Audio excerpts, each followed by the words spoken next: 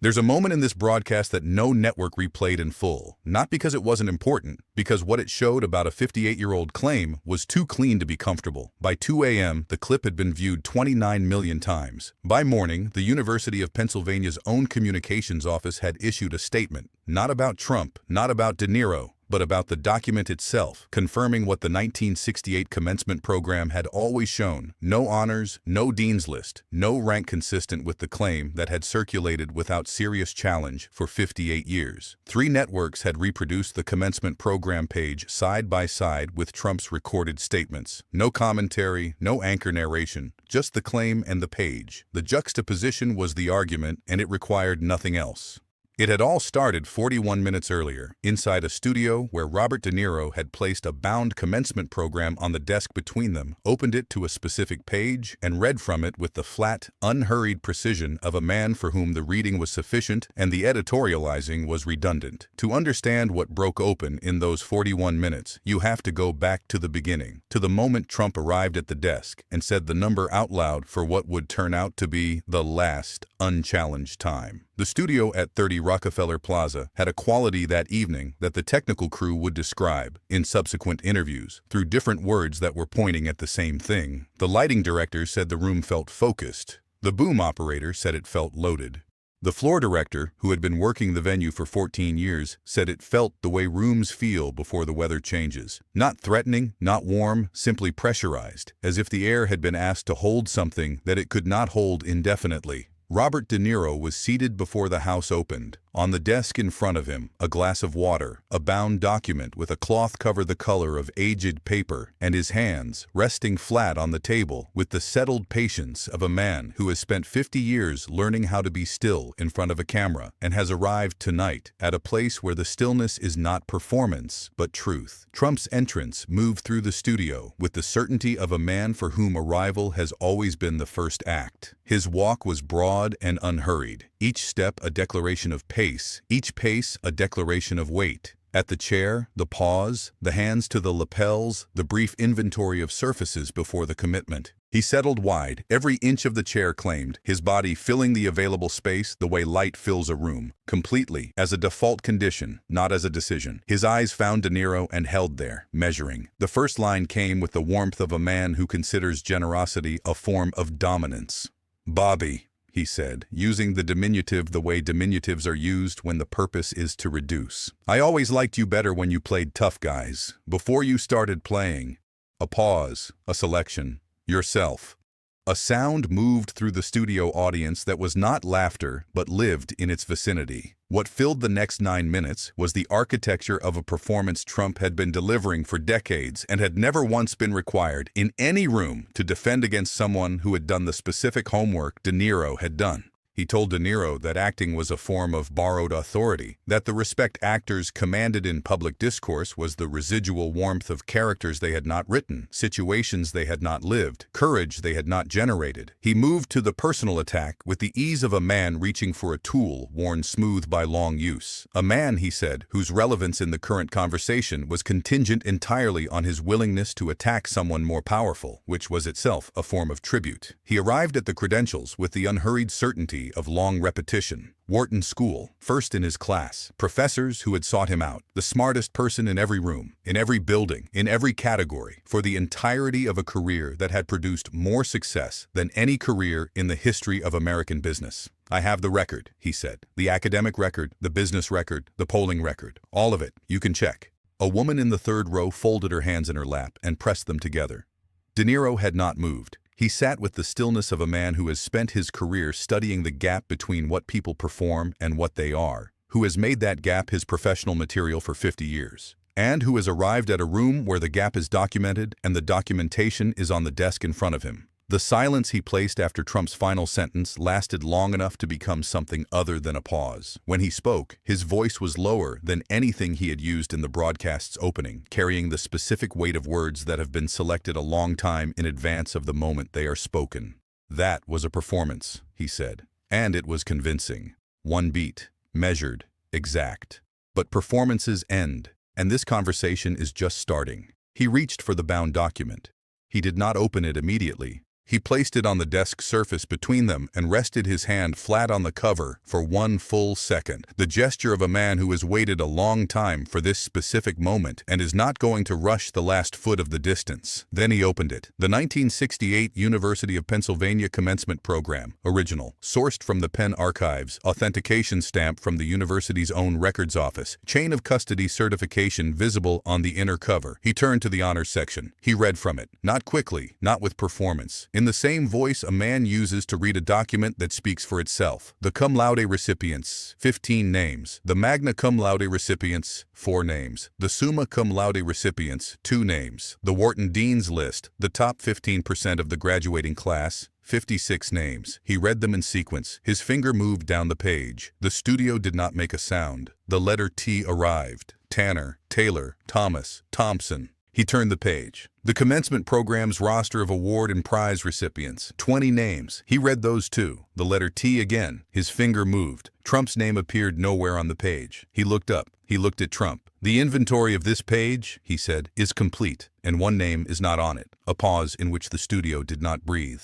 Yours. Trump's jaw moved before his voice did. He said the document was a selective excerpt from a larger record, that the honors lists represented only one dimension of academic achievement, that his performance at Wharton had been documented in ways that did not appear in commencement programs, because the most significant recognitions were delivered through professional relationships and faculty communications rather than printed lists. His voice had the velocity of language being deployed as a barrier, words arriving at speed to occupy the space the document was creating. De Niro waited. He let the velocity run until it exhausted itself. Then he reached under the desk. The second item was a printed reproduction of a 1984 New York Times article in which multiple Wharton class of 1968 graduates had stated on the record that Trump had not stood out academically among his peers. De Niro placed it beside the commencement program. He did not read from it. He placed it and let it sit. Then a third item, a formal statement from Wharton admissions officer James Nolan on institutional letterhead, directly contradicting Trump's account of his admission and academic standing. De Niro placed it beside the second document. 3 items, on the desk, oriented toward the camera. Trump's left hand came off the armrest. His fingers closed against his palm in the slow, involuntary motion of a hand whose owner's processing time has exceeded its standard rate. A man in the 4th row pressed the flat of his palm against his own mouth. The screen behind them changed. A timeline.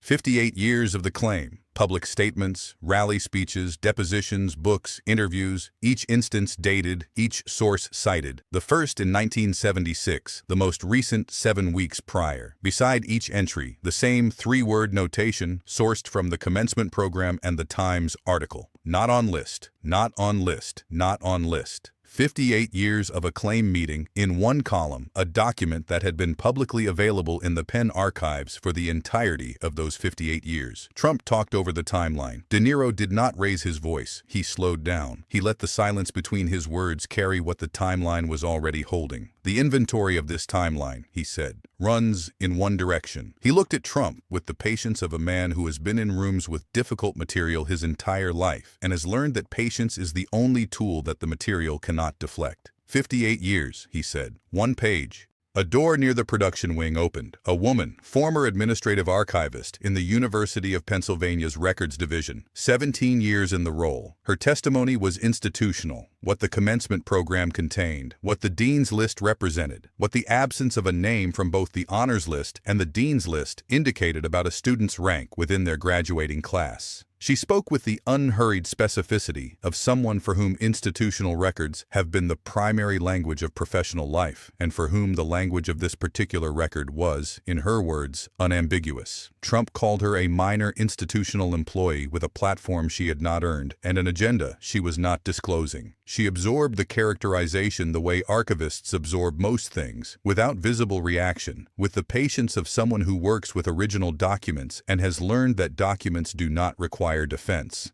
"They didn't buy my silence," she said. "They rented it, and the lease just expired." The second witness came through the same door 60 seconds later, a man who had been a member of the Wharton class of 1968. a classmate. He had known Trump in the way classmates know each other, which is to say by proximity and by reputation, and in this case the reputation had been sufficiently specific that he had tracked it for 58 years with the particular attention of someone watching a story grow in the telling. He had signed nothing. He had no NDA, no institutional obligation, no professional liability. He had only a memory and a commencement program that matched the one on the desk. His voice held before the first sentence, not with fear, with the specific weight of a man about to say something he has thought about saying for a very long time. He described the academic culture of the program. He described where Trump had stood within it. He described the first time he heard the claim that Trump had been first in their class, not the last time, the first time, and the specific quality of the silence in the room where he heard it, which was the silence of people who knew the same commencement program and had not yet decided whether to say so. When Trump rose and said, "You don't have any documentation, you have a memory," the man looked at him with the steadiness of someone who has been waiting for that specific objection for a long time. "Fear doesn't age well," he said. "It turns into something heavier, and I'm done carrying it." The audience did not roar the way the title of the story later described it. What happened was slower and more total. A man in the right section, second row, placed his hands together once, deliberate, specific. The sound of it carried in the silence the way a single sound carries in a space that has been holding its breath. A second person joined from across the room, then a third. Then the studio in the slow, convergent, unstoppable wave of hands coming together, not in celebration, but in recognition. The sound of a room that has witnessed something and has found, without instruction, that silence is no longer the right response to it. Trump's breathing was audible before it was visible. An elevation in the chest's pace that his posture was managing, with diminishing success, to conceal. His hands had found the desk edge and were gripping it with the firmness of someone maintaining balance through contact. His eyes moved through the room without settling, to the documents, to the screen, to Niro, to the witnesses, to the cameras, to the dark behind them, and found no surface that provided what they needed. His voice worked through the sequence, fabricated, selective, a politically motivated operation using the machinery of culture as a weapon. His attorneys were already aware. He had survived worse. The real record existed. The room would understand what it had participated in when the counter-documentation arrived. A thin line of perspiration at the hairline, unattended. The jaw clenched in the specific way of jaws being held in place because the alternatives are worse. His posture had undergone the compression that posture undergoes when the structure beneath it is being asked to carry what it was not built for. The fourth item arrived on the desk. A statistical analysis, the probability, calculated from the commencement program's own published honors threshold, that a student not appearing on the dean's list, not appearing on the honors list, and not receiving any graduation distinction could accurately be described as graduating first in their class. The probability was expressed as a fraction. Niro read the fraction. He placed the document beside the other three. He looked at Trump. "This started with your words," he said, his voice at its quietest point in the entire broadcast. "It ends with your silence."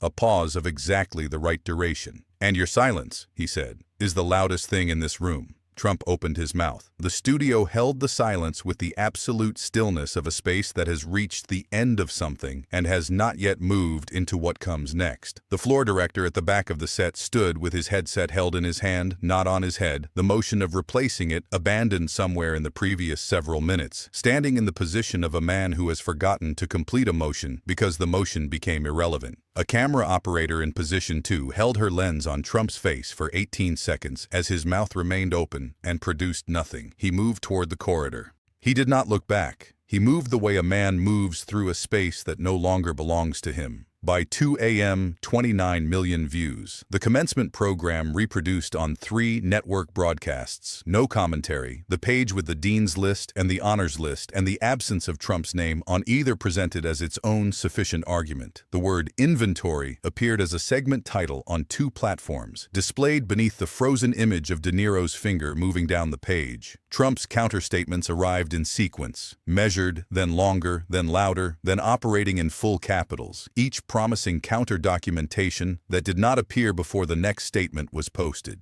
Each was screenshot and placed beside the clip it denied. The University of Pennsylvania's own records, available in its archives for 58 years, remained what they had always been. Subscribe right now and turn on notifications. The next confrontation is already building. And once you see what's coming, you'll understand why silence is always louder than power.